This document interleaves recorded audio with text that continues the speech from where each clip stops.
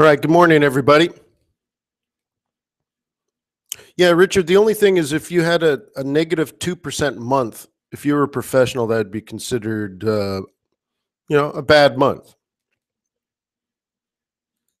And if that's one losing trade for you, then that's too much.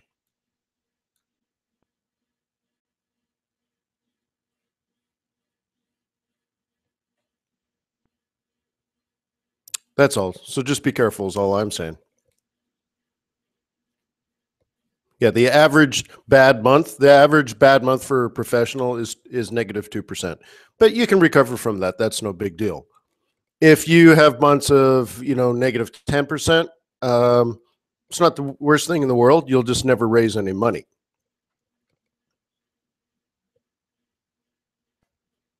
Right. So good luck with that. So just be careful.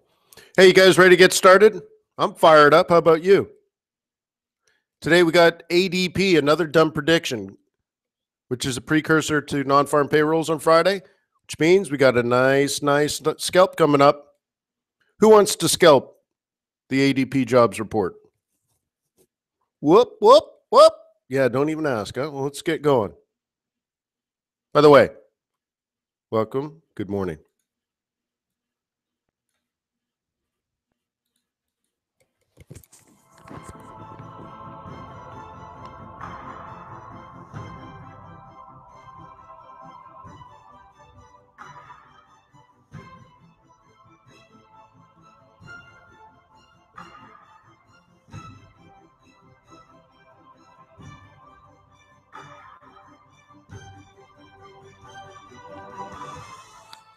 Good morning. So welcome to Forex.Today.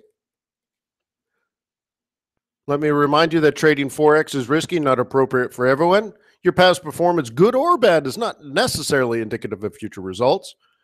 So please stay small, stay humble, focus on the long term, and never risk money cannot afford to lose. Hello, my name is Wayne McDonald. I'm the Chief FX Market Strategist for TradersWay.com, an ECN that gives Forex traders access to the interbanking system, passes their trade directly, but also gives you access to energies, metals, indices, and binary options, and all the things wonderful in the world.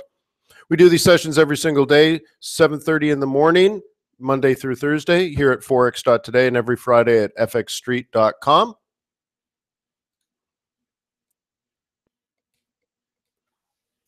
Please register at Forex.Today to attend our sessions. But while you're there, you'll also notice that there's, somewhere between 18 and 20 trading ideas posted by real people every single day. They're watching the markets around the clock, around the world for you. It's sort of like being a hedge fund manager and having a staff of analysts working for you night and day and crunching out trade opportunities for you. And it's for free. So I'll see you at Forex.Today.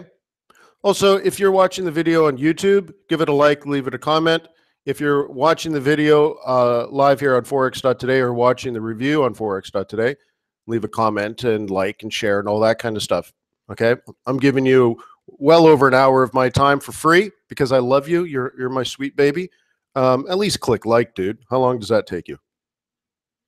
But a comment is even better. I appreciate it. And I do read the comments. I really do. So without further ado, let's do some technical analysis. Let's pick a pair to scalp on ADP. Let's identify some support and resistance, do some setups, get ready.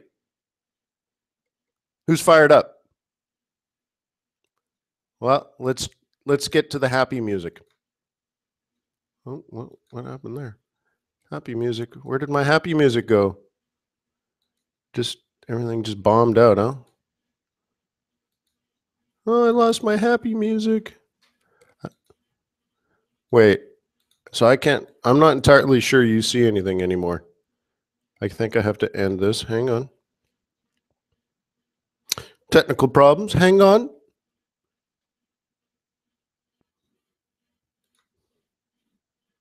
Something probably wants an update. Okay.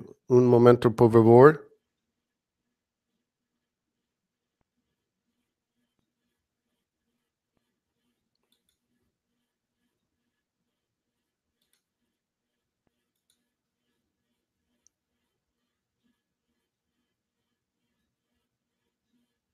Wow, do you see anything? You do see the charts? All right, all right. Well, maybe then it's just on my side. It's saying that you don't see it. All right, so let's just get going. Guess we'll count our lucky stars. You should see the USD Japanese yen. Is that correct? And if so, you'll notice that we just came down and tickled an important area.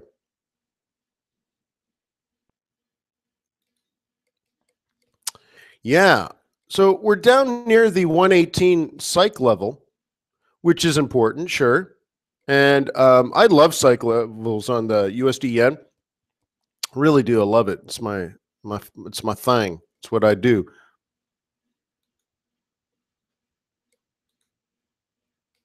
But it's this part that I think is interesting. Oops. Come on, drawing tool. It's not what I wanted. I wanted this. There you go. You see that? What is that? Why is that important?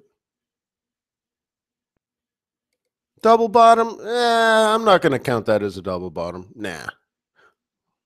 Maybe a little miniature 1, 2, 3. M1, monthly M1. This is the monthly reversal pivot point. M1, if you're a bear, is supposed to be the bottom. It's supposed to be your conservative target for bears, guys. Bears. If you were a bear and you started the month, and here it is, the first week of the month, but whatever, based on what happened in December, if you're a bear, this is your conservative target, which means we're entering the reversal zone. That somewhere between M1 and S2, a bottom is likely to print. S2 is down there. 117.60. So we'll just say 117.50, and we're here near 118. So this 150 pip zone, now we are talking about monthly pivot points. So, this is only 1 or 2 days average daily range.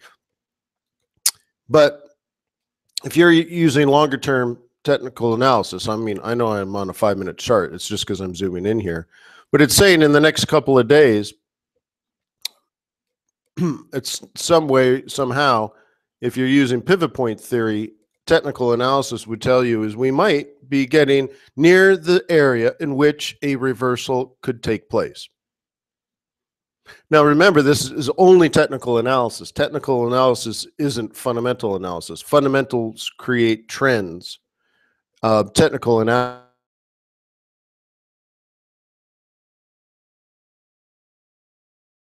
Webinar. All right. I think now that's working. All right. Well, we'll just keep going. We'll hope a $1 trillion company can keep up with us, huh? Come on, Google.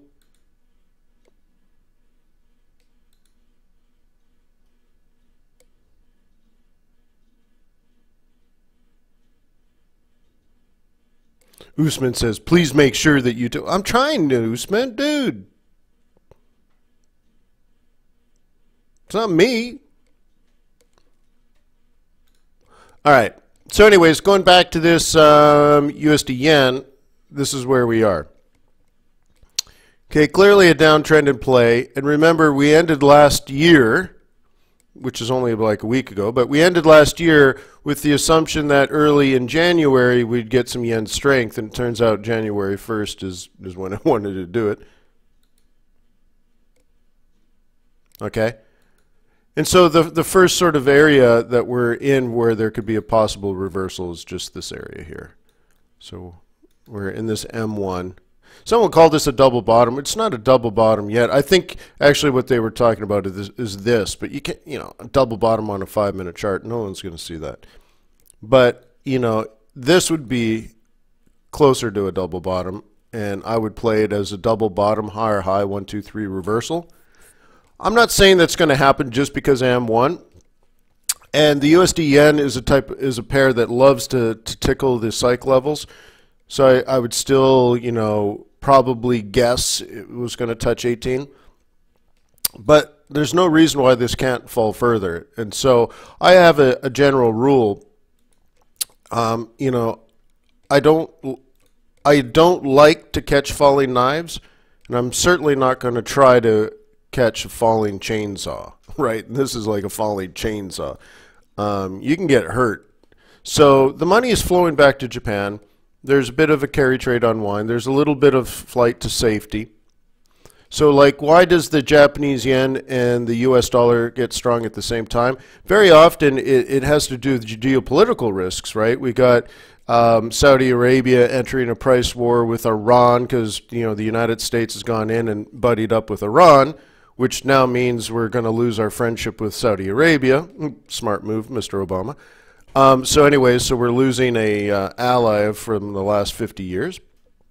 So that's going on, and there's stuff going on in North Korea and blah, blah, blah, blah, blah. So very often when you have these are the unknown risks, right? So, you know, because you have your known risks and then you have your the unknown unknowns. You have the known unknowns and then you have the unknown unknowns. Well, a lot of these things are unknown unknowns, and not priced into the market. And so a lot of investors see this as a lot of, you know, risk. And they simply move some money over to the bond market. Now, what I was saying at the end of the year, however, is that there are professional investors that have made investment decisions based on zero interest rates here in the United States. And we talked about it for a year about the Fed getting out of that policy, but, you know, delay, delay, delay. And finally, they just raised it just to, you know, 2 weeks to the end of the year. Well, if you're $1 billion stock investor, it takes a while to unwind current positions at good prices and then get into new positions at good prices. Because like anybody else, you want to buy low and sell high. You don't want to buy a good stock you want to be in but pay too much for it, because price will determine yield. Okay? If you pay too much for it and it goes up, that's fine, but you're still not going to make that much. So you still need a good price. So it might take a year for some large investors to get into new positions. So what I was saying is, going into 2016, is that there could be a period in which these portfolios are rebalanced and they get out of the stocks that were making good money in zero interest rate policy, and move it into other stocks that would do better in a rising rate policy environment, such as banks. Is something I said back in August. I said maybe you should look at getting into bank stocks again. So we could just be in a period like that, and then you listen to the news and they tell you it's the end of the world, and that's why, you know, and you need to stay tuned. Listen to the next guest, and you need to you know, check in tomorrow and the next day to find out how everything's going in this global crisis.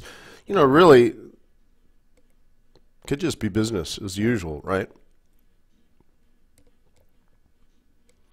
So anyways, this is the yen, and I think down in here, this level, right, or this is where we are now. Both of these are floors, and I think if you wanted to, as a longer-term investor, you could start looking for these areas here as an opportunity to buy, just based on technical analysis, right? Now, what happens though if I back out? And again, this is a daily chart, USD yen. If we get below this gray line, all right, then we got to, you know, that's a whole different kit and caboodle, right?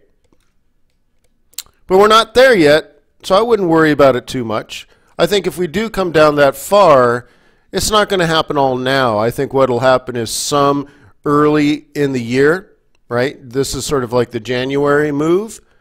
Then maybe we consolidate around the 120 area, and then closer to April, like let's say the entire month of March, then maybe we break lower. That would be more of the way I would guess that would happen out, just based on natural ebb and flow of Japanese yen, if you know the history of it. Okay? So until that happens, though, don't freak out, right? Do what you're supposed to do. So if you're a bull and you're at support, then, you know, look for opportunities to buy. This might be one, a monthly M1. It could be the monthly S2. To me, it's basically the same thing, because the next level of support is way down here, right, in 16. So you got here, you got the psych level in the middle. Sounds good to me, somewhere around 118. you might want to start to look for reversal patterns on a 5-minute chart or a 15-minute chart. 15-minute being more conservative, less noise. Let me zoom in. Okay, and you put together the trade plan that way. Does that make sense? You got to be Iceman on this one, not Maverick. Yeah.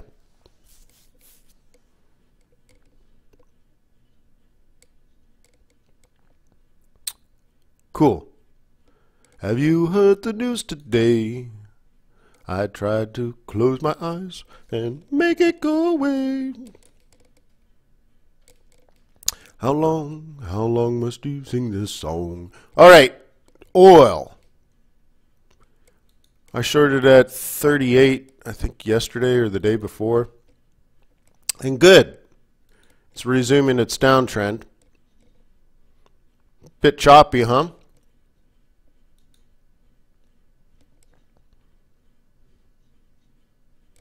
But we had resistance here and we had resistance here.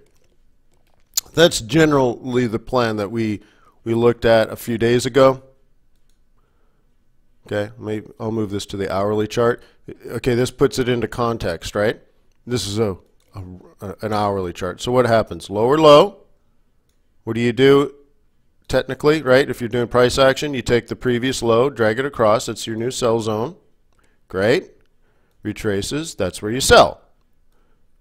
New lower low, take the old lows, drag it across. This is your new sell zone, right? Actually, I guess I went too far. Let's do it this way. I'll even change colors on my arrow just to make the point. Okay, I guess it was more like down to here and then up. Drag that over. Okay. Down, right? Old support, drag that across. And so now what? It came up, it bottomed. Whoop, whoop, whoop, whoop. Consolidation, right? Consolidation, consolidation. Which way is it going to break? It broke to the downside, drag it across, new sell zone. The issue, though, is we haven't broken this one, so it's not a low here. So the way you have to play it is you have to assume you're going to stay in the range, right? To think it's going to break through this level here is a pure gamble. There's nothing technically that suggests that. So how do you trade it? Talk to me, Goose.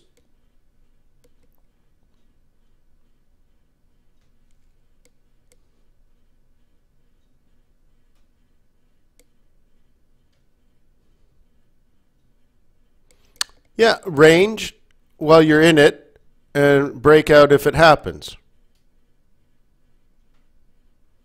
Agreed.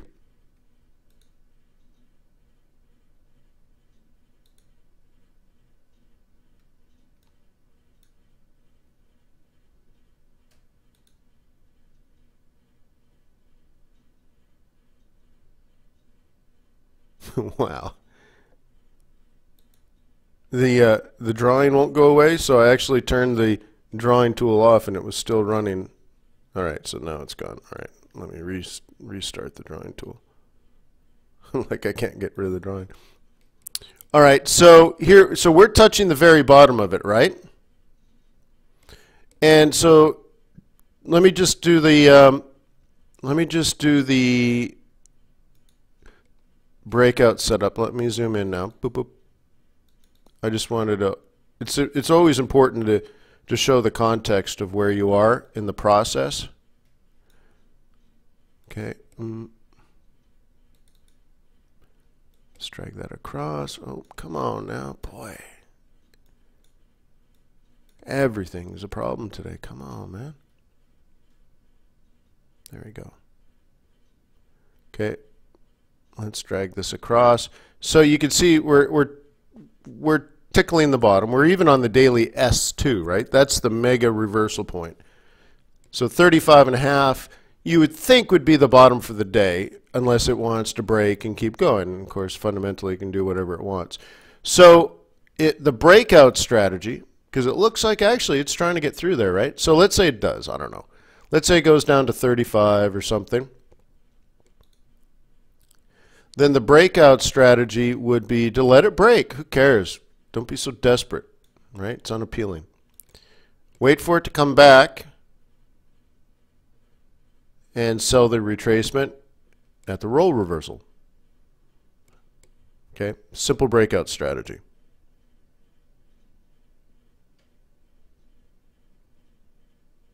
Adi says Brent's already done the breakout, so that would be a good alpha, right? Your ability to have that information.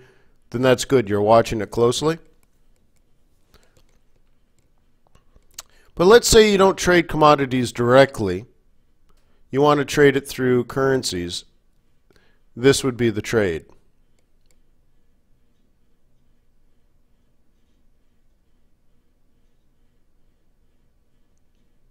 Yes, it is Wednesday. It is oil inventories Wednesday. It's one of the reasons why I'm covering it.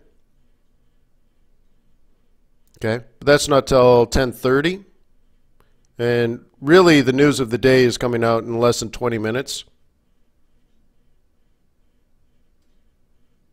Usman, I wouldn't. You say oil up, CAD up. Sure, that's fine. Japanese yen down? Not necessarily.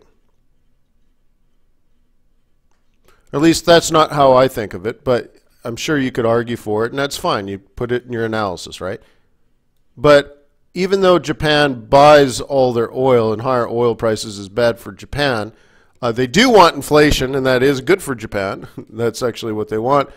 But also the yen is a funding currency for other things, and so other things are going to have an impact as well, and it's not a pure play. Commodities down, Canada down. Commodities up, Canada up. That makes sense. That it's more of a pure play. Okay? Yeah. But you could say oil up, that's good macroeconomics, so therefore the US stock market up. Therefore that means risk on. Therefore not just CAD up on oil prices, but because it's risk on, money moving toward riskier assets and using the Japanese yen to fund the whole process, which means weak Japanese yen, which means long CAD yen. Yes, but you got to say it that way, otherwise you're assuming too much. Okay. So like at Harvard, they always want to know your models and your assumptions, and what are your assumptions? Oh well, oil up, macroeconomics up, risk on. Funding flows, and you just got to prove your point.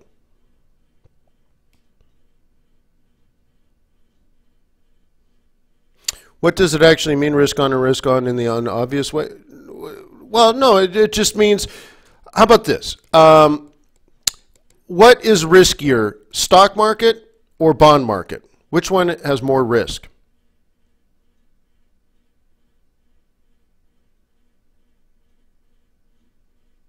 Come on, Charlie. Hello, my name is Charlie. Mr. Bond! I'm waiting for Charles. There he is. Okay, stocks. All right. All right. Well, we identified something, Charles. All right. We've identified something. You need to work on the basics of the capital markets. Get a basic entry-level book on capital markets that talks about stocks and bonds and commodities and stuff like that. I guess even my book talks about that kind of stuff, right? I only wrote it like a million years ago. But anyways, find yourself some basic knowledge on capital markets, and just like, you should know basic things like, if stocks are going up, what should bonds do, or if at least the basic theory, even if the basic theory is wrong in today's world, what is the basics, and that kind of stuff. Okay. But anyways, the answer is the stock market is riskier. But that means you have unlimited upside, which is cool. But when the world is uncertain, you don't want that risk. You want to protect your money. And bonds are lower risk. There's by no means risk free, but you will get paid unless your investment is defaulted, and then you took on default risk, which means you took on junk bonds. Well, guess what? People are getting out of junk bonds right now. It's a big short actually right now. If you're not shorting the bond or the junk bond market, then whatever. So bonds are generally seen as safer. The stock market is generally seen as riskier, but the stocks will give you more rewards, right? And so when risk on and risk off literally means, like, risk on, money is going to move toward things like buying the stock market. And you have to know where around the world that is a good opportunity, and if so, you can track the money flow, right? And then when the world is worried, not just the United States, when the world is worried and it's considered risk off, like we were talking earlier, where does the money flow? What bonds do they buy? But if they're buying bonds, what stocks did they get out of? Okay? You see that? It's just like you as a company or as an individual, you can't just make more money. You don't have a printing press. So in that case, it's a zero sum. If you have $1 billion in the stock market and you only have $1 billion and you want to get out and you want to buy some bonds because they're safer, you take out all or some of your money out of the stock market and move it to the bond market, right? So some money's got to go from one place and it has to go to the other. If it crosses an international border, valuations of currencies change because of the supply and demand for those currencies, because you can't buy, let's say, the Japanese government bond market with Mexican peso. So if you got, so you got to convert to Japanese yen, and the yen gets strong based on this new demand because you're probably not the only one doing this. And suddenly you're buying JGBs, which are a safe bond market in the second largest and most mature bond market in the world. Great. Good call. Japanese bonds prices are likely going up. Interest rates are likely going down. Japanese yen is strong.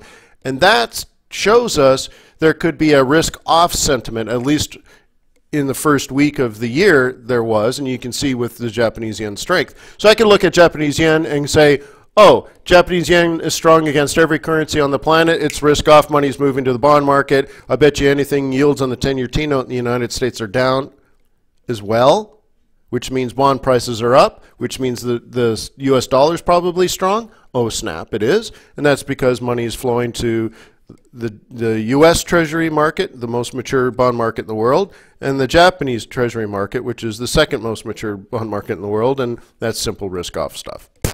Easy peasy lemon squeezy. It's just money moving around. Greed and fear, risk, safety, it's all the same thing. You'll hear on TV, they'll say things like flight to quality. It's the same thing. All they're saying is investors are buying JGBs.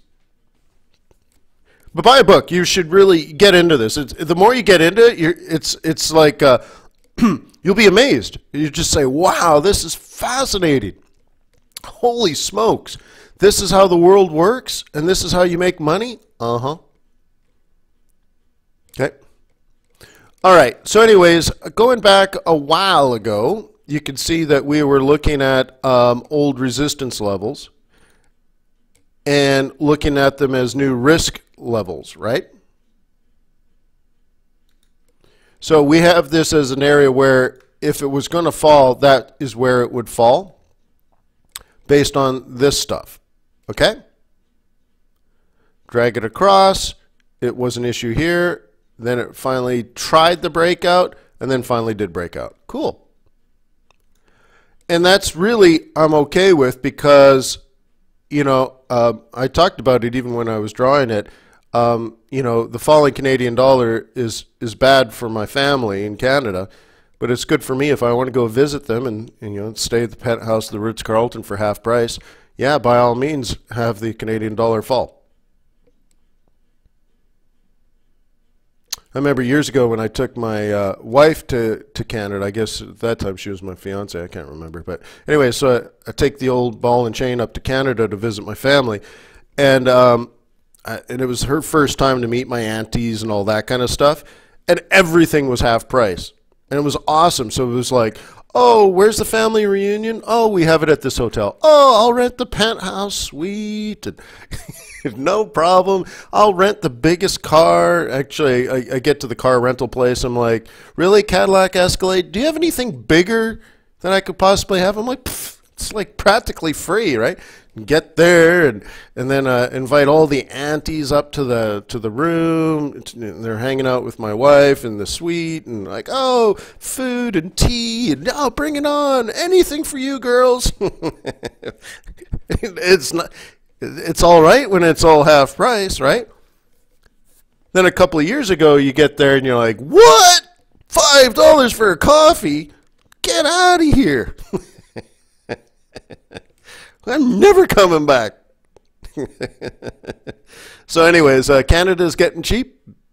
Yeah, good. Good for me. So there's the trend, and I love it. I love it. I love trends, right?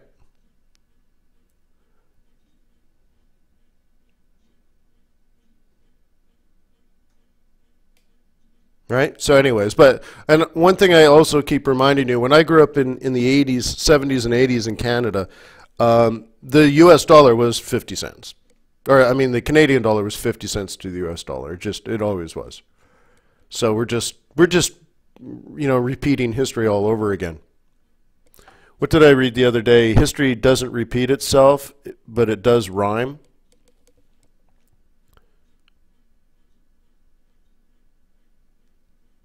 So I think we're also getting in tune for that kind of stuff. So the big breach here was the psychological level of 140.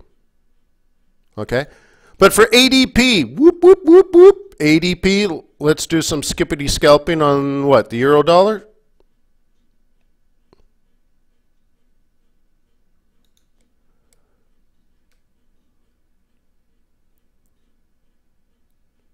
No? You're the ignorant. You're the ignorant. All right, here we go.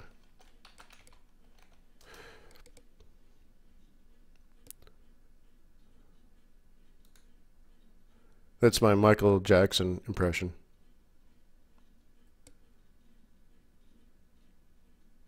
You don't know. You're the ignorant. All right. Baltic Dry Index 467 today. It's just amazing. I didn't even know that was on the radar screen. Like that could even be a number. Like I used to trade the Baltic Dry Index at 3,000. It's at 467. I didn't even. It's sort of like VIX. Do you guys remember when VIX went from 12 to like 2 million? You're like, 2 million? I didn't even know that was a chart. Okay. So you want to see my fabulous trade that I didn't do? Look at my entry, guys, when I went to bed. Boo! Can you see it? Now I'll zoom in a little bit. Sucks. You can't make money every night, I suppose. So the resistance I have marked is here. So my entry, I'm like, I'm gonna move it to the 50% just to make sure I get in for sure. For sure I'm going to get in, right? You dumb son of a. Right, so now I got to like zoom in. Look, I touched it, but I didn't catch the 2 pip spread. You gotta be kidding me. What? Look at it, guys. Look, didn't touch it. You stupid son of a. So anyways, that's what happened to me. I almost made 100 pips, Paul. But no, you can't eat almost 100 pips. Wow, just redonkulous, huh? So anyways, we got to identify this area here as resistance. We got to. That's what we do. You can see my actual sell zone is up here. Too bad, so sad. I do want to exit this though. Oh, you're not going to grab it. What? Oh. Here we're inside 5 minutes now to the ADP reading for the month of December, looking for 198,000. Something is, I think, whatever's causing the problems with the videos is messing around with my stuff. So let's do this. There you go. Because I don't want that to be my ADP trade. That's all. All right, so I have that area up in here. I think you can see it, right? So we'll just say the whole sell zone. And then I want to identify the low end of the market as well. On the 15-minute chart, it says it wants to fall. So you could have, we know this is a 50% fib, and then you have the fib of that fib. I usually prefer for price to stay below this area. I would have liked the 382 to have held, but because of the news, everything could be, delayed and manipulated and all that kind of stuff, right?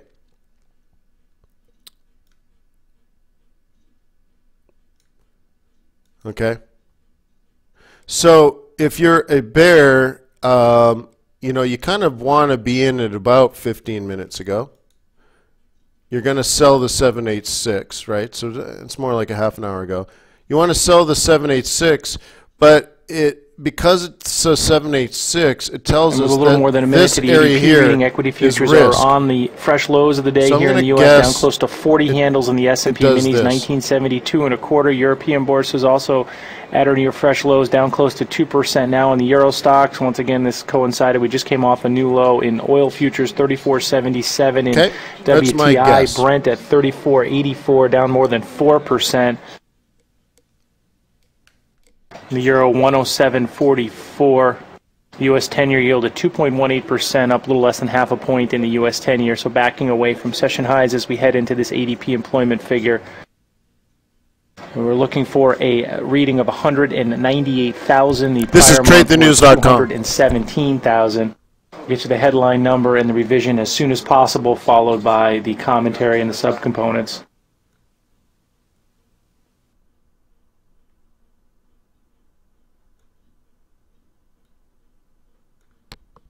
Got to keep it over 200.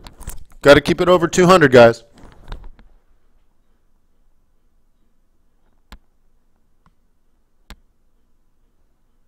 And we're about 10 seconds.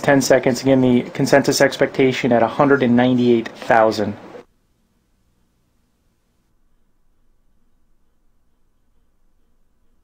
$257,000, well above the 198 consensus. 257 headline print. Whoop, whoop. Love it. I love it. Small business at 95,000, medium at 65,000. Construction industry saw growth at 24,000. Prior revised lower to 211,000 from 217,000, a downward revision slightly there in November ADP. Just note, manufacturing also saw growth of 2,000 in the latest ADP employment report. According to Mark Zandi's strong job growth shows no signs of abating. The only industry shedding jobs was energy, and as the pace of job growth is sustained, which seems likely, the economy will be back at full employment by mid-year. Sorry, guys, it's my drawing tool slowing the video down, so I apologize. I don't know why everything is slow today. Everything on my computer is frozen. My bad.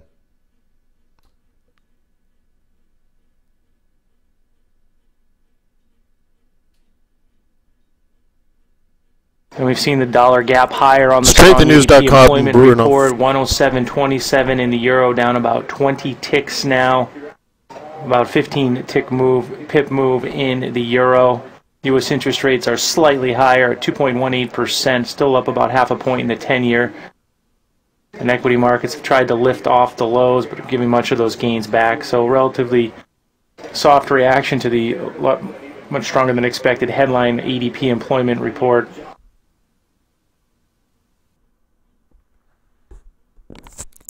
All right. Gold futures initially dropped on the reading, but have now getting most of that back at 1084.30.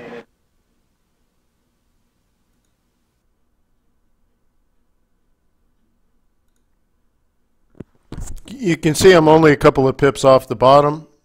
Good guess? I guess it's a good guess.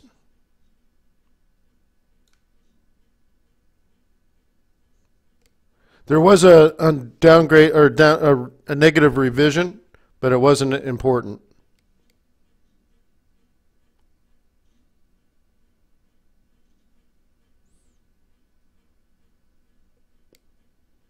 Yeah, Len says down to the 121, which makes sense. Funny thing is I made up the 121.4. I don't think you'll see anyone else use the 121.4.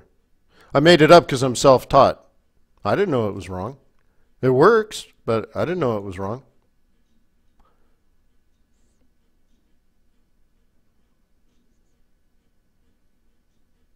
Yeah, it's close. Okay, remember the gray area here is the resistance zone. And the way that you play a new scalp is you can catch the revision somewhere between the 382 and 618. It feels like it'd be a 618, but it can drop wherever it wants to drop. So, all right. So if we're drawing this now on a 1 minute chart, and you're using a high volatility event driven strategy, what I'm talking about is something like that, and like this. Okay. And that 618 would predict a 1382. And that gets us down to the other 1382, and we have a cluster. Right around $1.07. Just a reminder for interest rate traders and the like, in about 10 minutes we expect to hear extensive comments from Fed Vice Chair Fisher, who's going to be live on CNBC. And this does precede the FOMC minutes that are due out later today. Yeah, that's the other big news, obviously, is the FOMC. I covered that on Monday.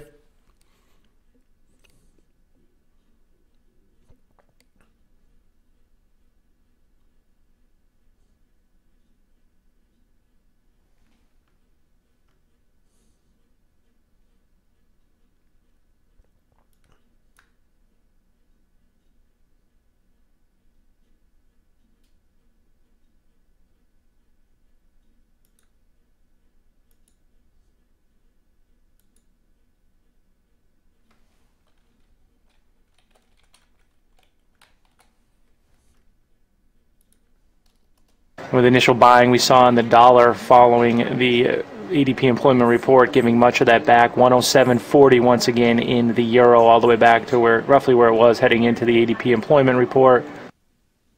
Equity futures still not far from session lows. Okay, this is where you should red alert it. In the S&P E-minis, the low 19. So red alert. We got our full retracement. Notice how all we did was come down and hit that support zone. That's all that's happened. It hasn't broken out yet. Okay. And remember, the top of the range is up in here. So right now, we identified two things, that it's range bound and that the next opportunity would be to trade the breakout, right? Well, what's happened is it came down, hit the bottom, and that is held. Let me try to get this on a 5-minute chart. And if the event-driven strategy is going to work, it has to fall like right now. It has to stay below 107.50. Okay, because there's nowhere else for me really to adjust the fib from. I have it from the pre-market high on the 1-minute chart, but let's say it's this pre-market high. Even so, we're breaching the 618. And we're testing the 50% of the larger move on the 15-minute chart, or really hourly chart. So, if it's going to fall, it kind of needs to do it now. Okay?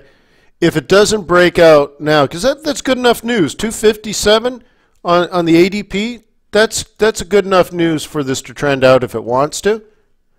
But if it doesn't, it means really what the market's waiting for now is the FOMC, and they're going to figure out if we have good jobs reports. So ADP is good, therefore people are going to assume NFP is good.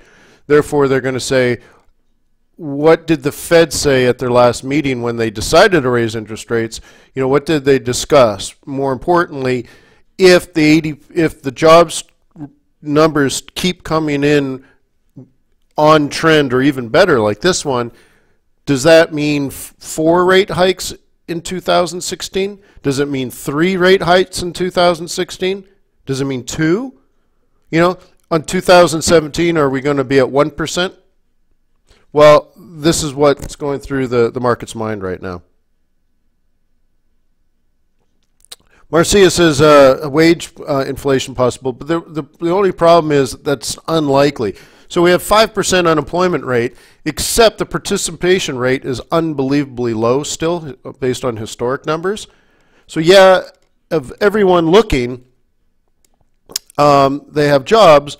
The only problem is a lot of people stopped looking, therefore they were not counted in the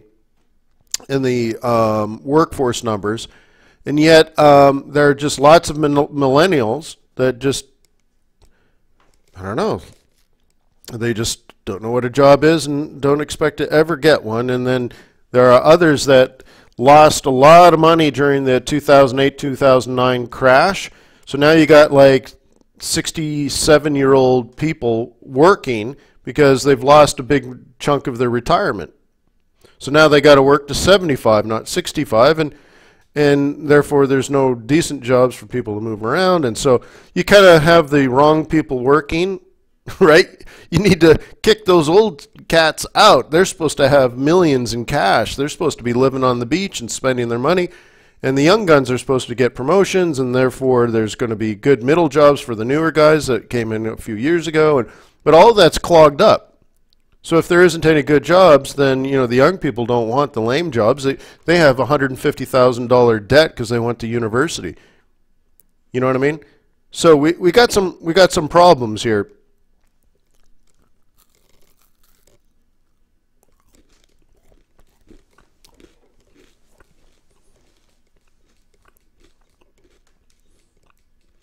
All right, this is hung up.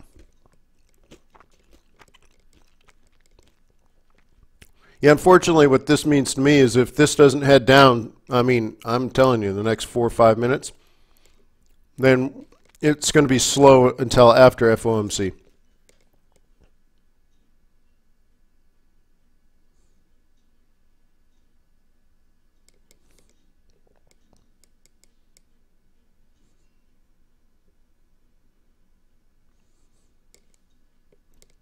Okay, it's got to fall now. 1 minute Stokes is saying that price is having trouble making highs. Okay, that's what oscillator is. It doesn't say it's making lows yet. It won't indicate lows until it comes back into the trade zone. But what it's saying is price is having difficulty making new highs relative to the previous few 1 minute candles. Okay, so you can see here high, high, high, high. Therefore up, up, up, up. And then all of a sudden, no high, try to high. Oh. And seeing how it's opening? Because price is trying to make a high. If it was making a red candle right now, this would have crossed over. Okay, so far it's wicking. Somebody's selling it just below the 107.50 number. That's the midpoint psych level. Seems like there's some sell orders right in here. Someone's protecting the 107.50 handle.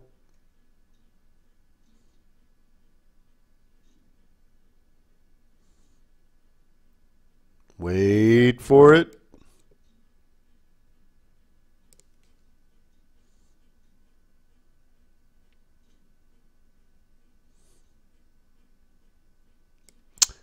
There's a little spot on the 1 hour dollar index that might act as support right now on the US dollar index. So it comes down to what people are doing. I don't know what they're doing. Decision making. So the only interesting part of this whole thing right now is this area. That's it.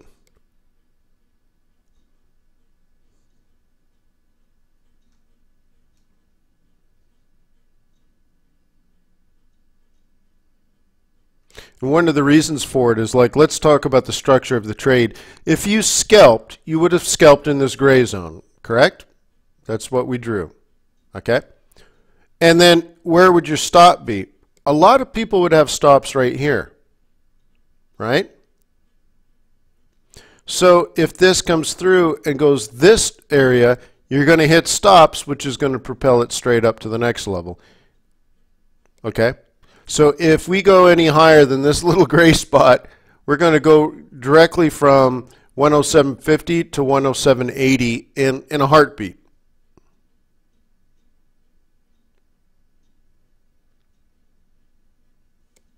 James, that's an FXCM product, so highly unlikely.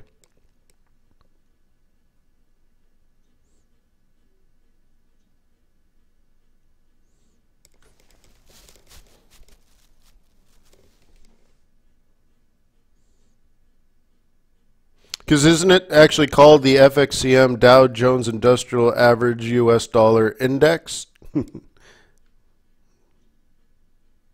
I like to call it Dixie, but I don't know if you trade the FXCM Dow Jones Industrial Average US Dollar Index. I like Dixie. All right, here we go. Whoop, whoop, whoop. Look at the oscillator. Whoop, whoop, whoop. She's telling us price doesn't want to make highs. Okay. Now the cool thing of selling here is your stop is up in here, right? You're only risking 10 or 15 pips, right? You see what I mean?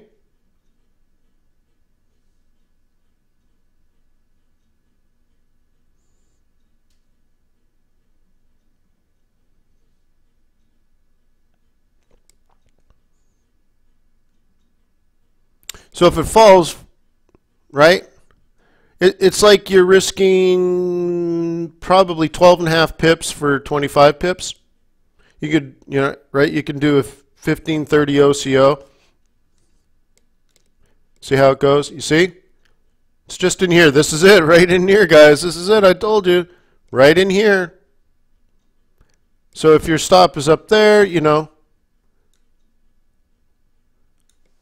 it's all good in the hood. You're already too late. Really. I don't know. Not your call.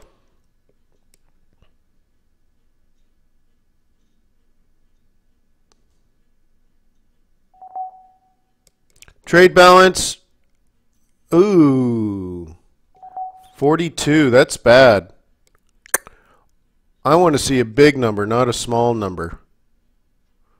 So anyways, November trade balance came out negative 42.4 billion. I was hoping to see like 48 billion. You know, I want to see bigger numbers. Too bad, so sad. But not an instant market mover. But if you're building economic models, that would be important. Keep in mind, economic models will say everyone's buying the Australian dollar because it has high interest rates and the U.S. has low interest rates. And you're like, yeah, but that's not true. The dollar has 0.25% interest rate and is by far the strongest currency in the world. And Aussie's been crushed for 2 years, even though it's had much higher interest rates. Sorry, Harvard, you're wrong. Well, but that's what the model says.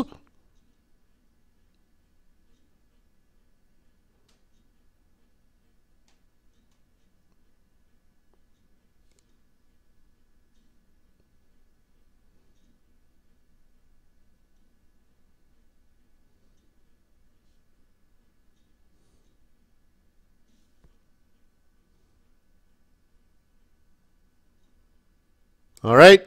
So far, so good, right?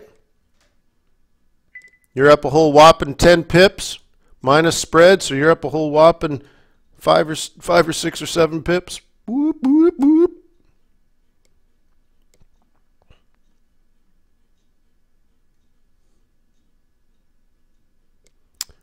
Okay. Are you guys enjoying this or not? I know it's a little slow, but this is what right? This is what trading's about.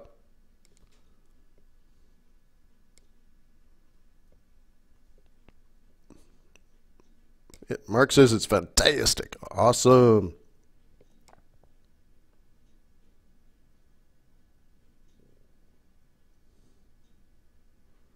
Well, the exit would be support. But your exit is going to be indicative of, or let's say, be influenced by your strategy. Like, you might have wanted to short this Euro USD and hold it for the rest of the year.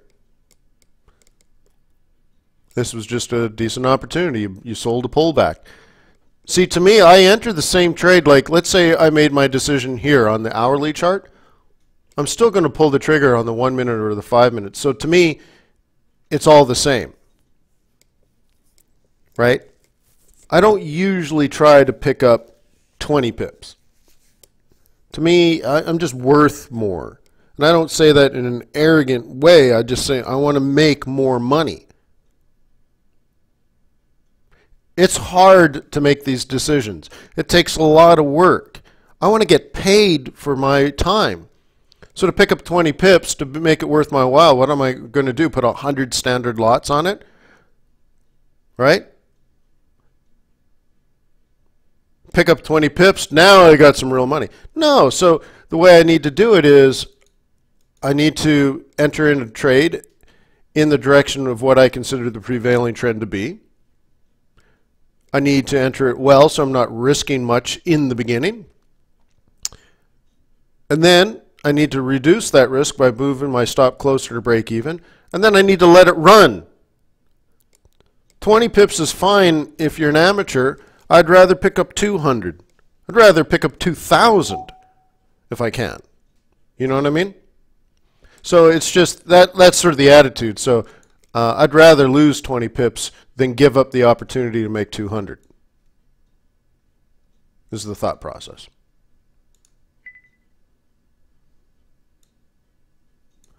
Oh, this is bad. That's a bad place for it to reverse. I know. Let me add another fib on here just to make this totally confusing. But if you were a bull, where would you buy? You'd buy the 382, and that's what just happened. That's bad. That's bad. That's not going to be good for us at all. So these are called fib wars, man. This is like worst case scenario. Because it tells me there are bulls in the market. Right?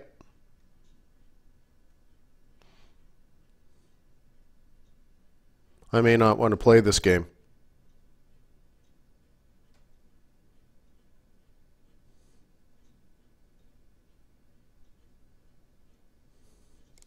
You see what I mean? That's the worst spot. The worst spot if you're a bear, because that means there are bulls. They were there, they were waiting, they put money on the game, and so now it's just a war. I don't like wars. I like when everybody agrees, right?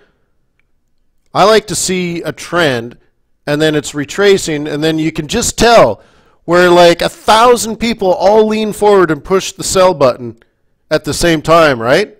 Wait for it. Wait for it. Now, everybody all together now. Sell. And all of a sudden this giant red candle happens, and you just know, holy snap, everyone's doing the same thing. That feels good to me. But if a whole bunch of people just did the opposite, I don't like that none. Right? So that just tells me no short-term trend. Maybe I take a walk. I don't want to do the price war stuff, right? Do you? See, that just changed everything. See, look, I told you. Now, this isn't new money. What you're seeing here on this 1 minute candle, those are stops and people bailing. Yeah, so it's amazing how much information's on a 1 minute chart, huh?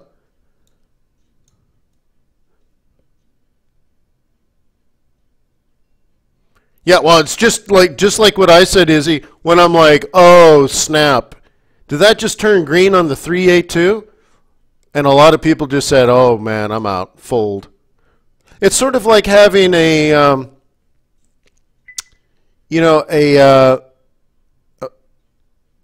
pair of jacks. Right? And you're like, all right, I feel good about this.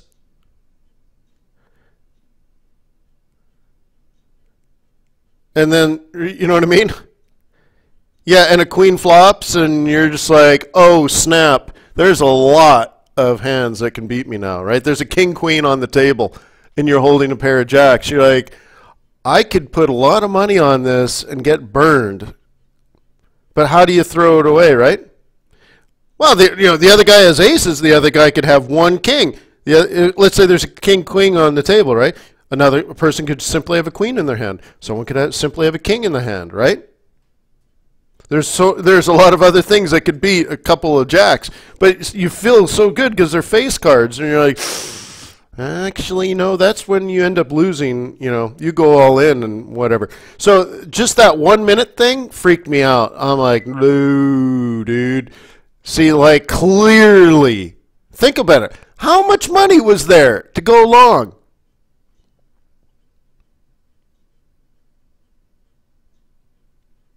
Well, and to think of it this way too, how much money was down here to make this go long, right?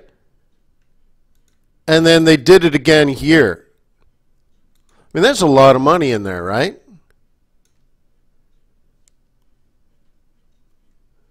I mean, who knows? Maybe it's the Swiss National Bank or something. I mean, I don't know. It's just, I know that it doesn't. That was bad, and I don't want to be in the war. I just don't want to fight, man.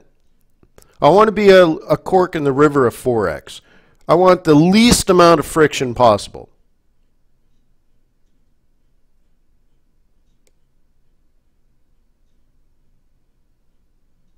Okay? Now, one of these things that might have happened right here is, as you heard from TradeTheNews.com, that Fed Vice Chairman Fisher had a speech, right? And he said right about then, a whole whopping 8 minutes ago, 5 minutes ago. I know it's old news now, but 5 minutes ago, Fisher was talking about uncertainties and risks having risen with significant recent developments. This is the vice chair of the Board of Governors. Or no, the FOMC, sorry. The vice chair of the FOMC. Basically the number 2, right? And he just said, well, we raised interest rates, but in the second week of December, right? Third week of December, we raised interest rates, but now China's crashing, North Korea's freaking out, Saudi Arabia and Iran are having their own thing. Whoop, whoop. So that's not good, right? And apparently now the whole world sees my orange line as the greatest opportunity to sell. I don't care. Isn't it amazing, though?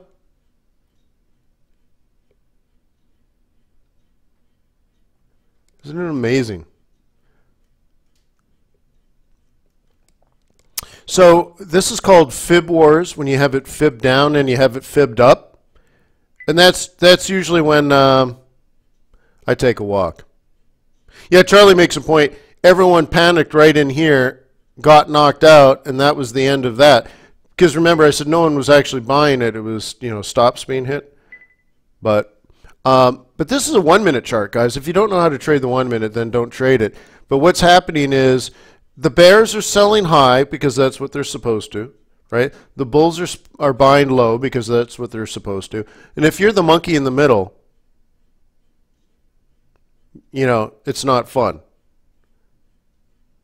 Or the other saying that I have, you know, in the market, there's only bulls, bears, and pigs. And pigs get slaughtered. So if you don't know if you're a bull, if you don't know you're a bear, you're in particular in a fib war where let's say you do something in the middle. I don't care if you sell now or you buy now. I couldn't care less. The outcome's going to be probably the same. You're going to lose money because you're not just fighting the bulls, you're also fighting the bears. Because you're in the middle, and you know, so the bears are selling high, the bulls are buying low. Everyone's doing what they're supposed to. And in this situation, I just stay out. I don't want to be a pig. I don't want to be a monkey. Now, in my book, I talk about 800-pound gorillas and cheeky little monkeys. But this monkey is staying home. The 800-pound gorillas being the central banks. That just looks like the bloodbath, right? The killing fields.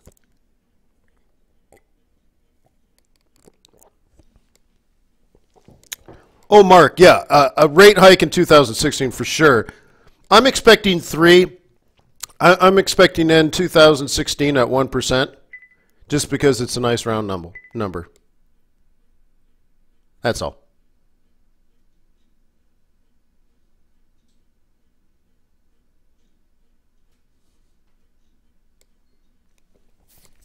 Okay, so anyways, so normally what I would do on a day like this is I would say I'm going to wait for the stock market open. My next trade would probably be somewhere around 9:10 to 10:10, depending on what's happening at 10 o'clock and stuff like that.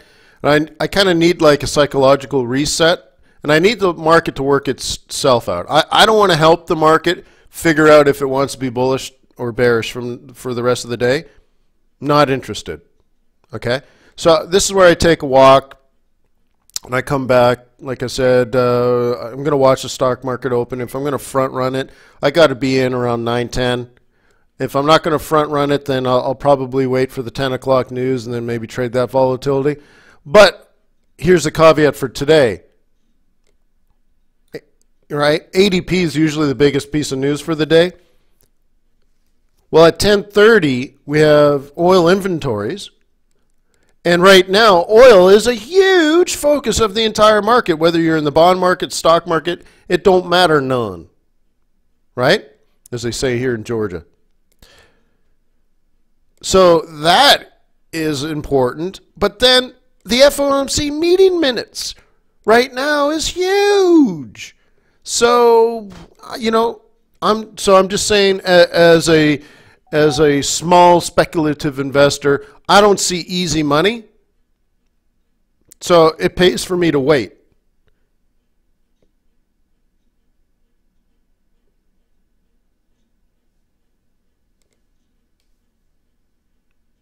Right? Remember, my number one goal is not to lose money. If you read my book, I know I've mentioned my book a million times today. It's not a shameless plug. It's just, I don't know. But what is the mantra that I write in the book, early on in the book? The mantra. Capital preservation, right?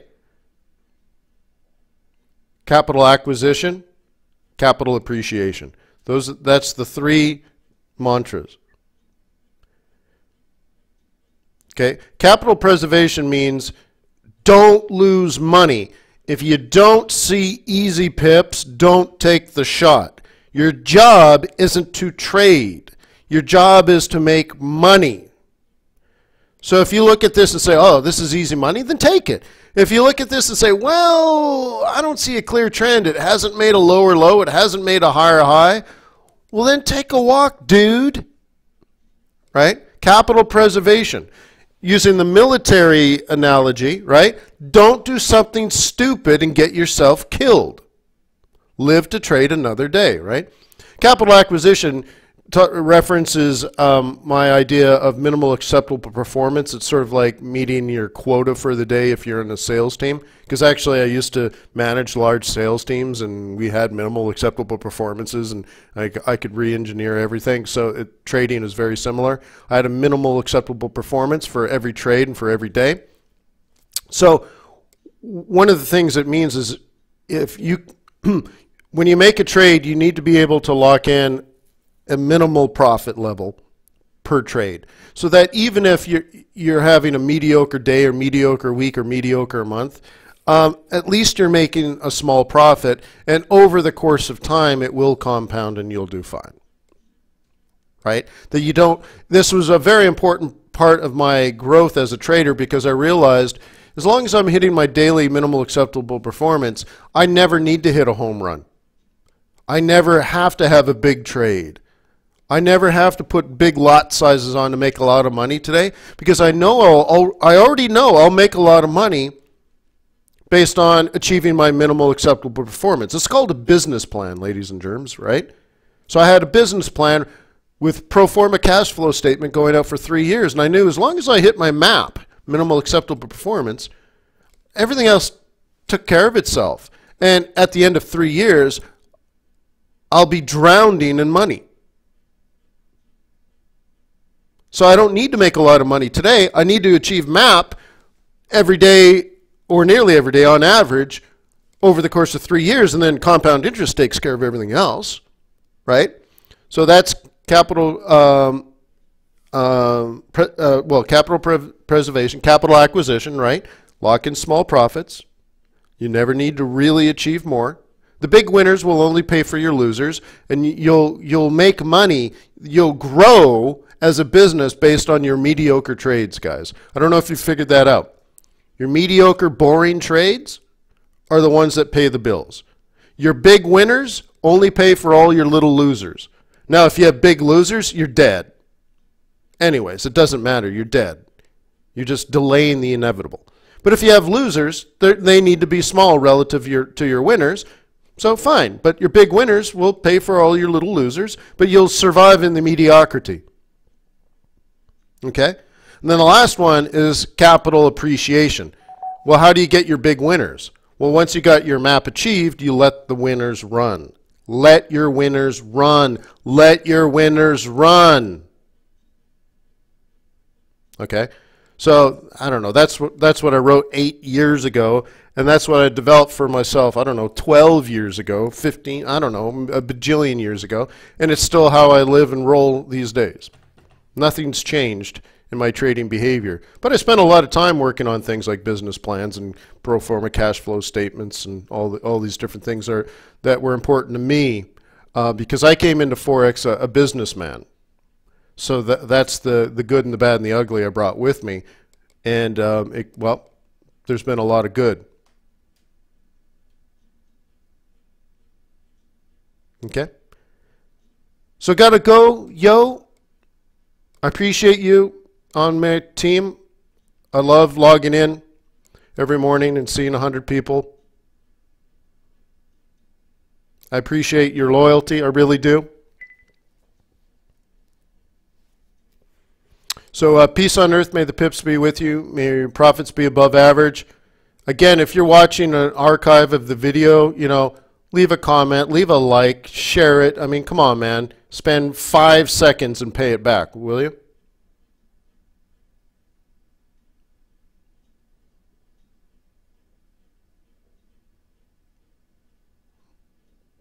Okay? And if you can, subscribe to the YouTube channel. Would you do that for me as well?